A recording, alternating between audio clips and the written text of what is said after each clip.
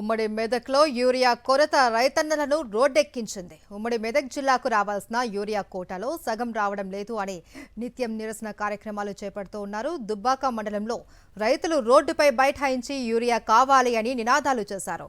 తెల్లవారుజామున 4 గంటల నుండి లైన్లో నిలబడిన యూరియా అందడం లేదు అని ఆవేదన వ్యక్తం చేస్తున్నారు.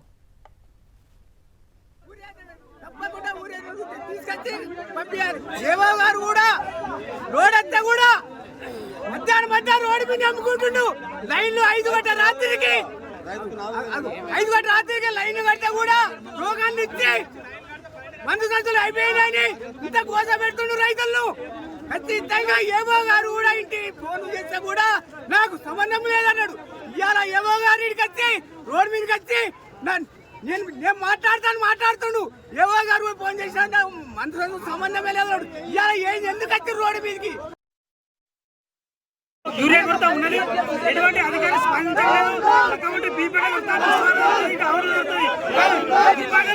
ఎందుకు యూరియా కొరత సృష్టిస్తారో అధికారులు తెలియాలి. ఇంతవరకు గంట ధర ఏ ఆఫీసర్ ఈ వరకు ఇక్కడికి రాలేదు. మండల అధికారులు, జిల్లా అధికారి ఎవరు రాలేదు.